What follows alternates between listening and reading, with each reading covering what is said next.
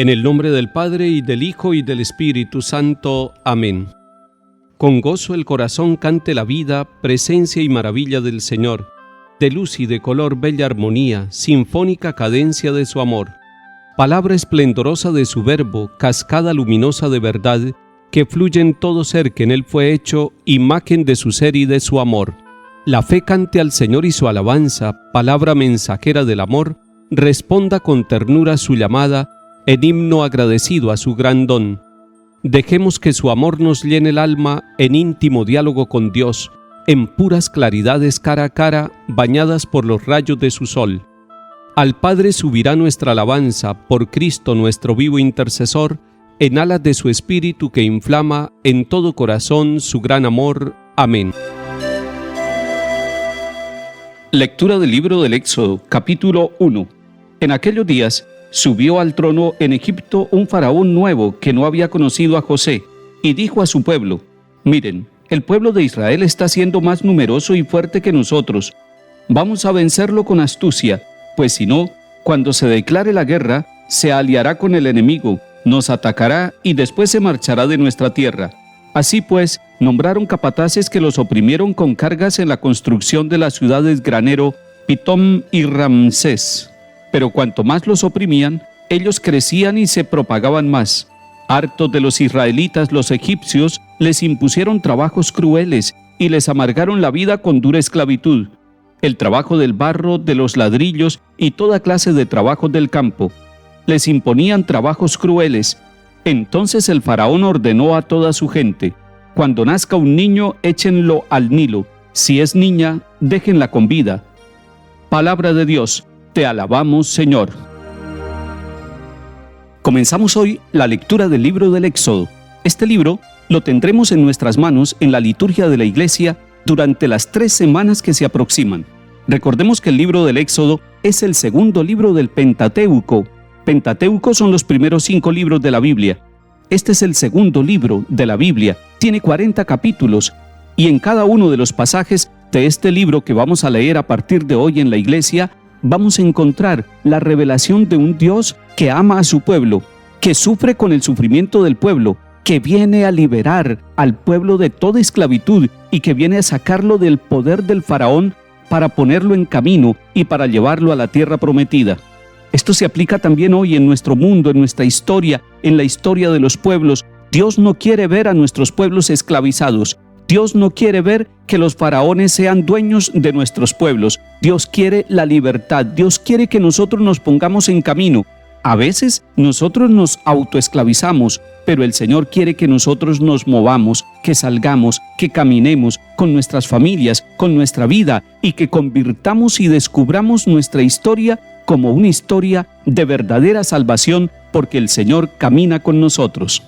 Este capítulo primero que empezamos hoy a leer nos conecta con el libro del Génesis que veníamos leyendo las semanas anteriores, porque nos dice aquí, en la palabra de Dios, en el capítulo primero, que en aquellos días subió al trono de Egipto un faraón nuevo que no había conocido a José.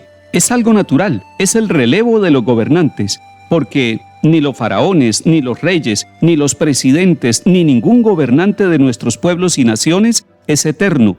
Somos pasajeros. ¿Y qué es lo que sucede? Este faraón tiene miedo. Ve al pueblo de Israel creciendo. Ve al pueblo de Israel que se está fortaleciendo. Y dice: debemos vencerlo con astucia. ¿Cuáles son las 2 medidas de astucia que toma este faraón, este gobernante, para vencer al pueblo de Israel? Primero, una decisión demográfica. Cuando nazca un niño, le dice a las parteras: hijo de las madres hebreas, le quitan la vida. Pero si es una niña, la dejan vivir. La segunda estrategia de astucia de este gobernante egipcio, de este faraón, para vencer al pueblo de Israel, al que le tiene miedo, es oprimirlo con trabajos durísimos, con trabajos crueles, dice la palabra de Dios. Así, de esta manera, empieza una etapa de sufrimiento para el pueblo de Israel, una etapa de persecución, de amenaza contra la vida y de esclavitud dura, de trabajos indignos, de trabajos crueles. Y son 2 elementos muy importantes en la cultura de un pueblo, los que quiere atacar el faraón con astucia: la vida misma y el trabajo, pero un trabajo convertido en esclavitud y una vida amenazada desde el vientre materno, desde el momento del nacimiento. Si ustedes leen todo el capítulo 1 de este libro del Éxodo, van a descubrir unas mujeres muy importantes, las parteras. Estas mujeres que asisten a las hebreas en el momento del nacimiento respetan a Dios, y como respetan a Dios, no le temen al faraón. Ellas optan por defender la vida. Ellas optan por desobedecer esa orden inmoral que el gobernante les está dando. Y así debe hacerse siempre. Es lo que se llama la objeción de conciencia.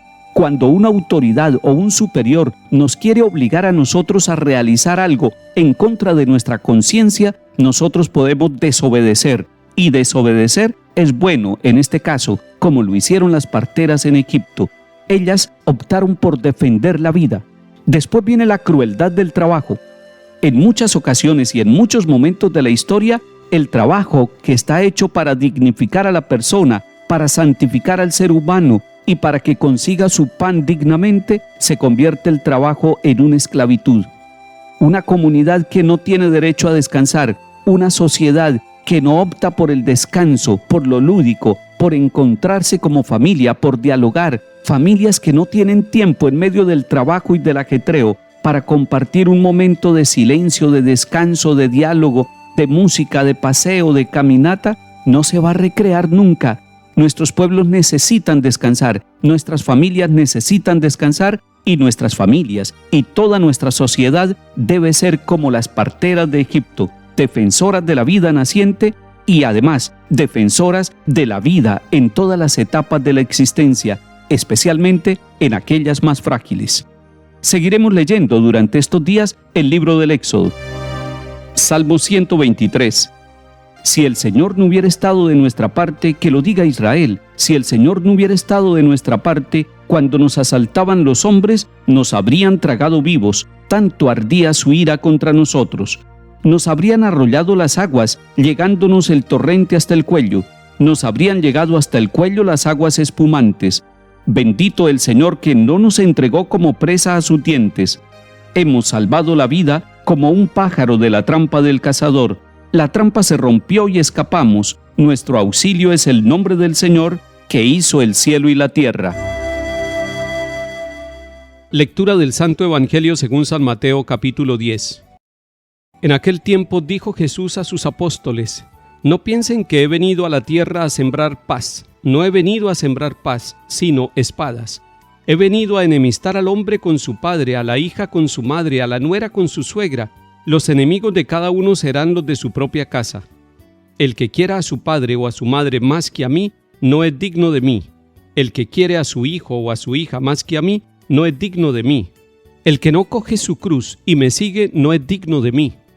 El que encuentre su vida la perderá, y el que pierda su vida por mí la encontrará.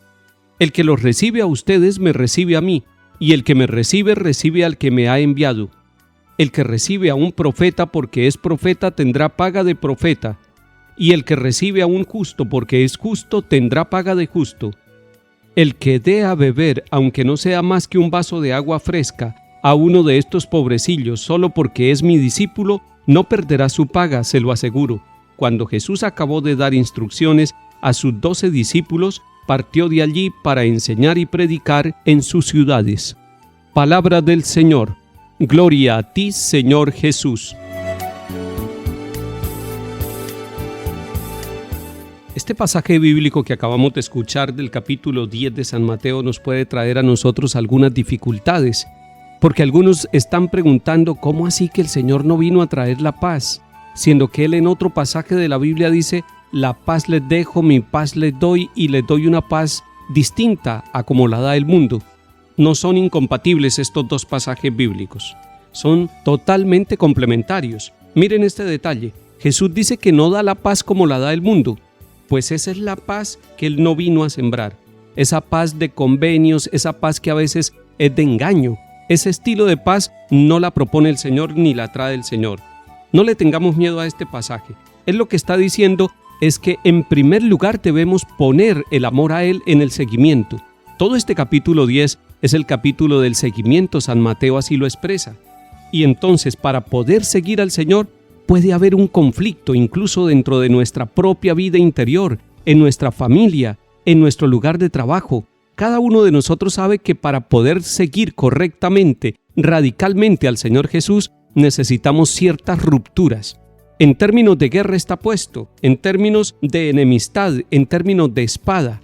Es una guerra espiritual, es una guerra de rupturas, es una elección. Tenemos que seguirlo a Él y seguirlo con la cruz, porque Él ha dicho, el que no coge la cruz y me sigue no es digno de mí. Todos los desapegos que nosotros podamos tener para vivir la libertad en el seguimiento de Jesucristo nos hace bien, y tarde o temprano tendremos la recompensa. Está diciendo el Señor que aquel que es misionero también va a ser bendecido por aquella persona que ofrezca al misionero un vaso de agua, también recibe su recompensa. Es decir, el Señor se encarga de sostener a sus enviados, de sostener a sus seguidores, y esto no solamente se aplica para seminaristas, religiosas o sacerdotes, sino que se aplica para familias discípulas, para hombres y mujeres que en su trabajo y en su vida se sienten llamados y enviados por el Señor. El Señor se encargará de sostener su vida, su misión, donde quiera que vaya. Gracias, Señor, por acompañarnos, por llamarnos al seguimiento. Que el Señor nos bendiga y acompañe. En el nombre del Padre, y del Hijo, y del Espíritu Santo. Amén.